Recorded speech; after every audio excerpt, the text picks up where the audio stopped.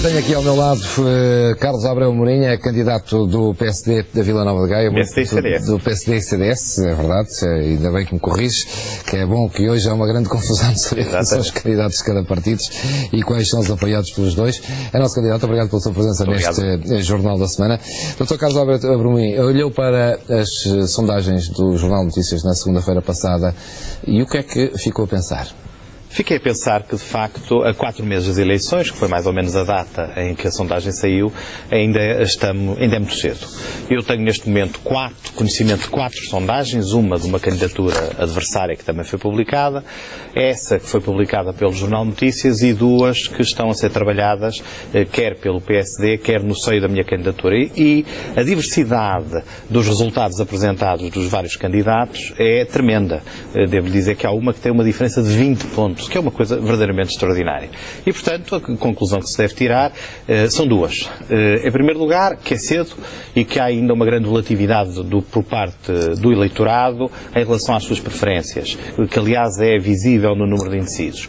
E, em segundo lugar, que seja qual for o resultado das sondagens, destas ou de outras que possam vir por aí adiante, digamos assim, isso não pode perturbar nenhuma candidatura.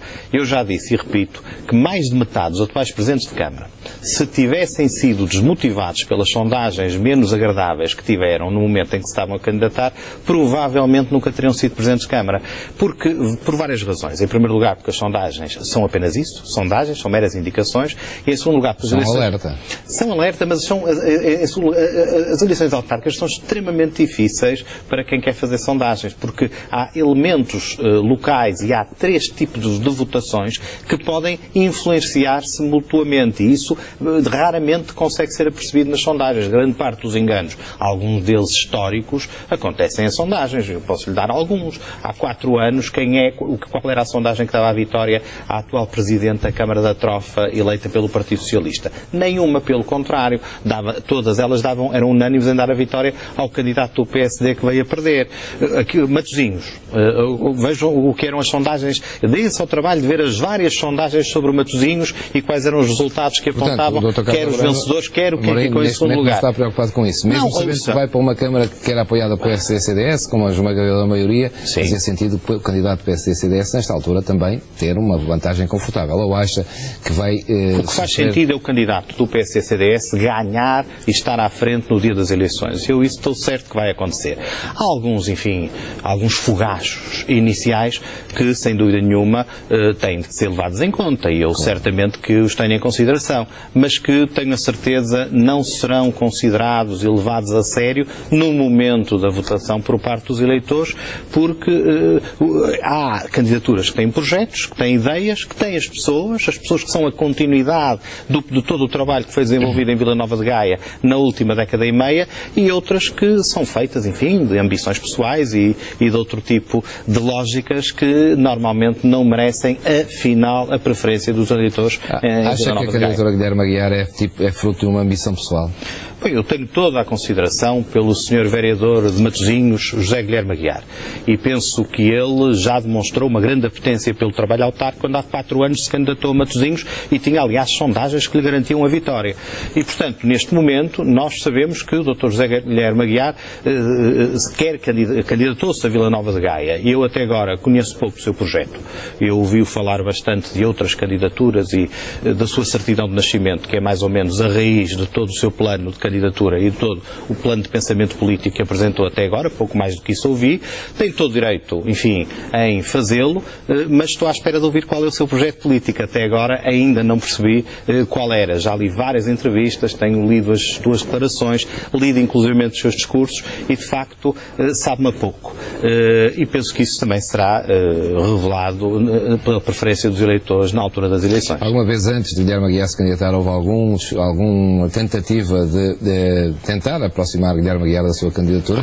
Vês que ele inicialmente era o escolhido, mas depois acabou por não ser. O processo foi turbulento, houve vários escolhidos, digamos assim, e eu apareci exatamente para ser o primeiro escolhido. Agora vamos cá ver. A primeira pessoa, o primeiro candidato que foi escolhido, quer pelas estruturas do PSD, quer pelas estruturas do CDS, fui eu. Houve muitos problemas, houve candidatos que nunca chegaram a ser, pessoas que se afirmaram como putativos candidatos, mas que nunca avançaram. E, portanto, esse problema foi ultrapassado. Nós não podemos ficar nem em eleições, no processo político e eleitoral, nem se calhar no resto das nossas vidas, constantemente amarrados a algo que não conseguimos. O Dr. Guilherme Aguiar tentou ser candidato em Gaia depois de ter sido candidato em Matosinhos há 4 anos. Não conseguiu ser candidato em Gaia porque nem o CDS nem o PSD lhe deram o seu apoio. Eu não tive qualquer intervenção nesse processo. Eu apareci depois para tentar resolver esse problema. E, portanto, isso a mim não me diz nada. Eu virei completamente a página e penso que as pessoas em Vila Nova de Gaia também vão virar a página. Era só que faltava que problemas intestinos dentro dos partidos acabassem por se refletir na criação de um projeto político que, como eu disse, de projeto político até agora pouco revelado. Esperava que o Dr. Guilherme Aguiar, depois do senhor ter aparecido, desse apoio a si? Não esperava coisíssima nenhuma. O Dr. Guilherme Aguiar toma as suas decisões, é livre de as fazer, tomou-as e com certeza que as vai levar até ao fim.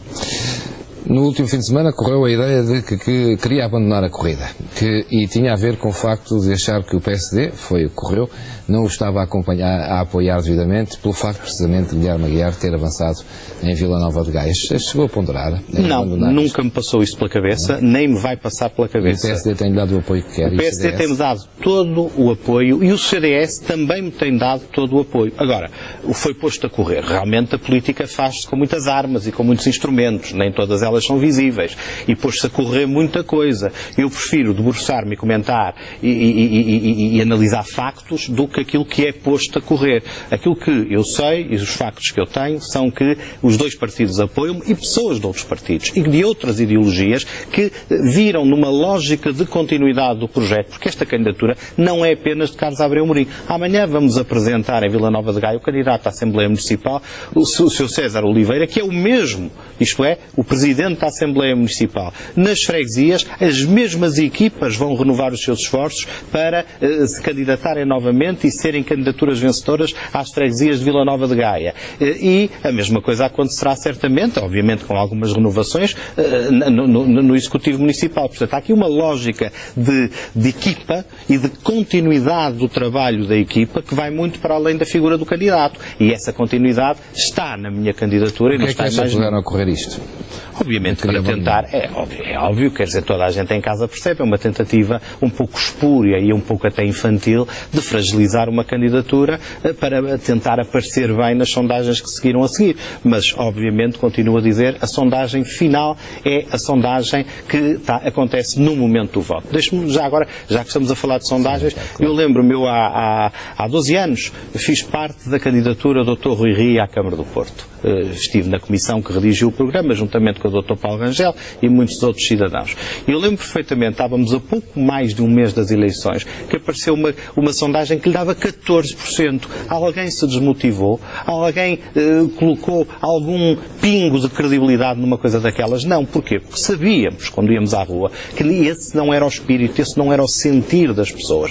E é exatamente isso que se passa. E, portanto, eu estou plenamente confiante de que a minha candidatura será a candidatura vencedora, porque tenho as ideias, porque tenho as pessoas, porque tenho o projeto político.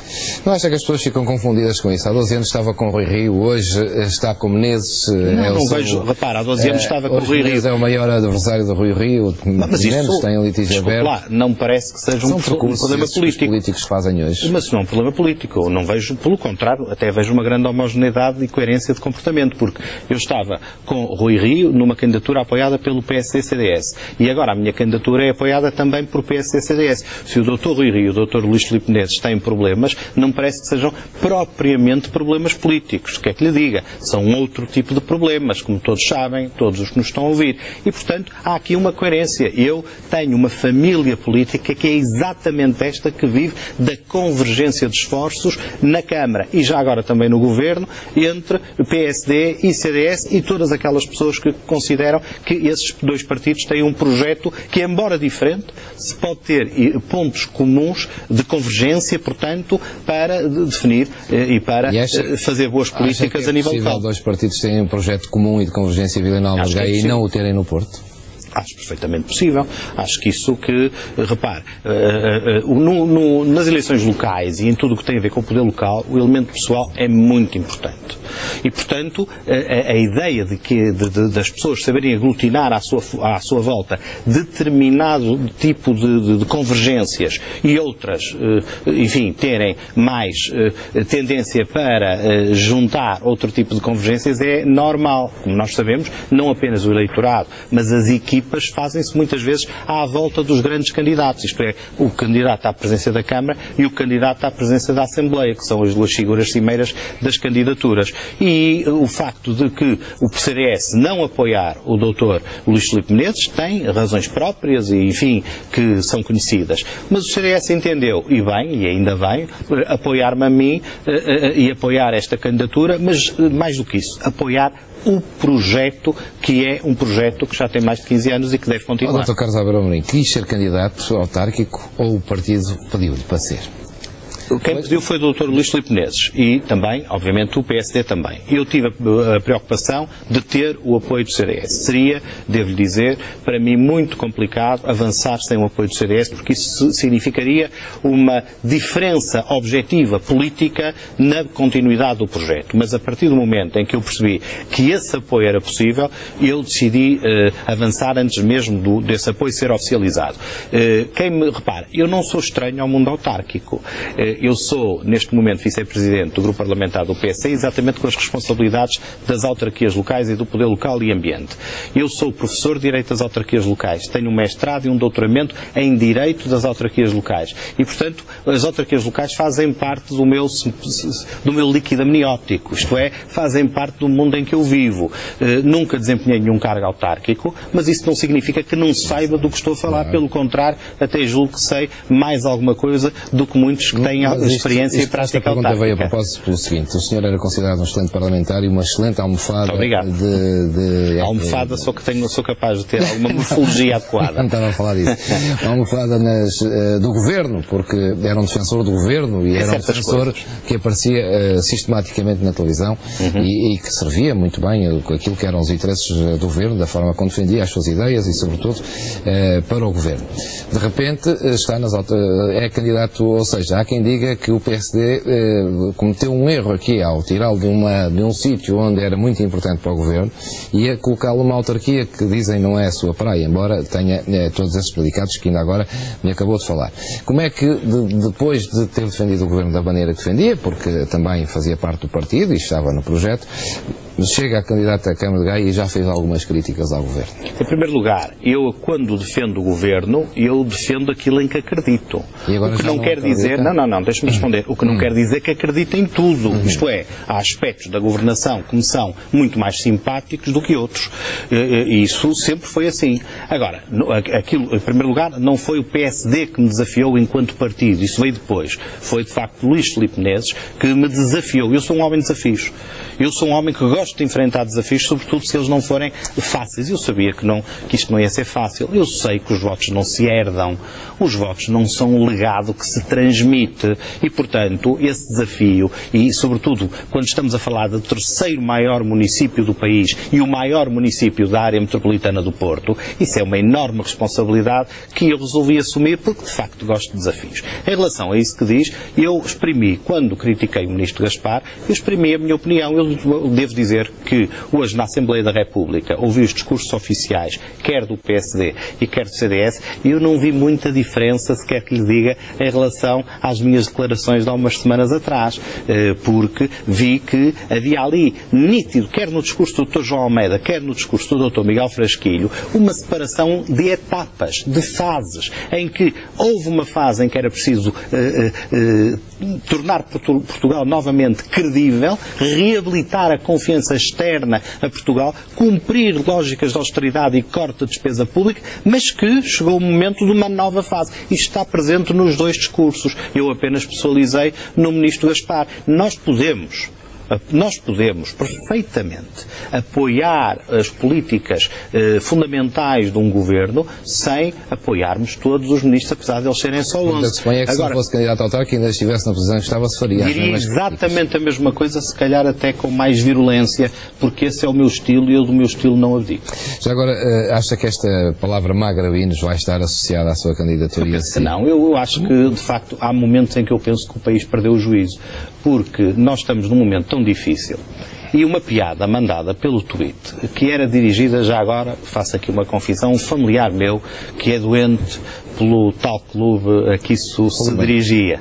Uma piada que era para ser particular e que nem é nova, nem sequer é nova, nem sequer foi original, transformada num facto político, chegou a abrir telejornais em televisões nacionais, de facto dá a ideia que nós não temos problemas nenhuns, que não há desemprego, que não há, enfim, tudo aquilo que nós sabemos que há. Aquilo foi feito às 20 e qualquer coisa, isto é, praticamente 2 minutos depois do jogo ter terminado e do Porto se ter tornado campeão. E eu estava numa troca de SMS e de tweets com um familiar meu e obviamente que, enfim, sem o intuito de ofender ninguém, muito menos o meu familiar, que é meu amigo, tive uma expressão de alegria, se calhar um bocadinho exagerada, mas o contexto ajuda também a explicar isso. Seria uma coisa que eu não faria, obviamente, em funções oficiais ou outras quaisquer. Não se arrependeu?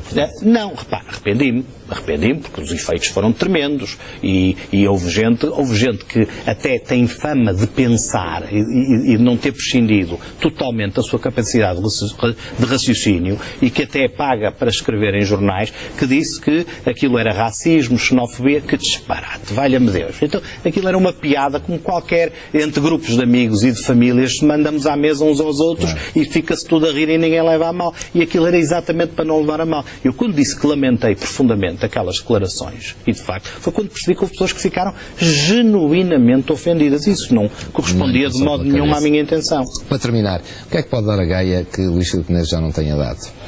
Luís Filipe Menezes vai ficar na história de Vila Nova de Gaia, na boa história de Vila Nova de Gaia. Outros ficaram na má história de Vila Nova de Gaia. Portanto, a comparação não pode existir. Luís Filipe Menezes foi um período, quase que diria, um salto qualitativo inigualável nas autarquias locais portuguesas. Quem conheceu Gaia, como eu conheci, e o Juca Magalhães também, há 20 anos atrás, com esgotos a céu aberto, com ruas em terra e com coisas que eram mais dignas de um país de terceiro mundo do que de um município com aquela relevância, sabe que hoje Vila Nova de Gaia mudou e mudou para sempre.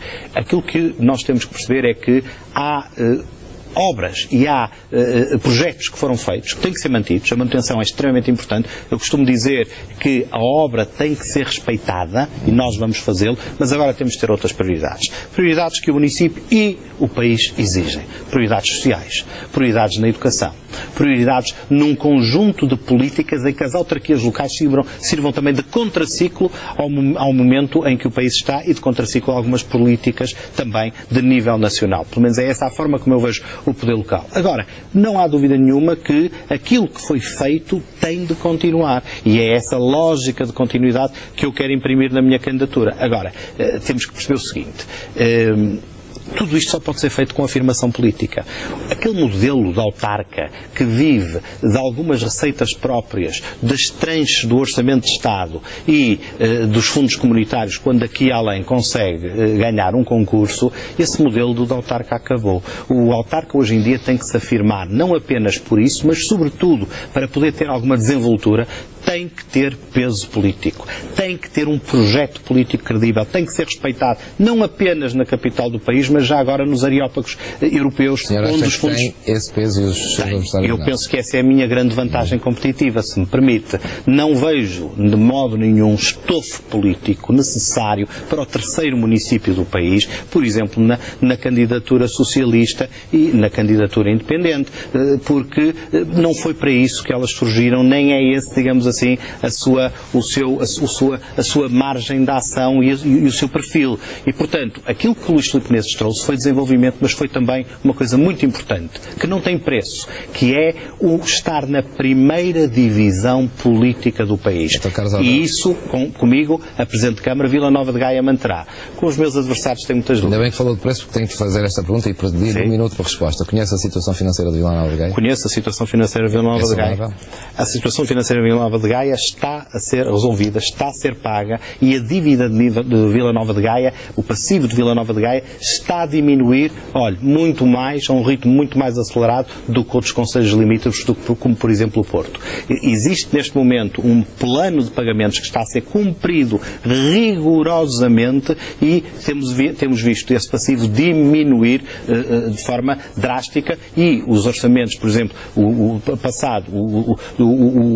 ano orçamental, a execução orçamental do ano passado, deu inclusivamente superávit em vez de dar prejuízo. E, portanto, é um problema que é grave, mas nunca nos esqueçamos. Gaia não só tem receitas próprias, e muitas, como Gaia tem muitas potencialidades em si mesmo. É um território cheio de gente e cheio de potencialidades económicas e industriais que, com certeza, melhor aproveitadas, conseguiram fazer quando o país também der a volta, porque a situação e o contexto nacional têm que ajudar, conseguiram fazer que Gaia esteja na primeira linha do desenvolvimento. Dr. Carlos Abrão, fico-lhe agradecido pela sua presença neste Jornal de Semana. Boa noite e obrigado. Boa noite.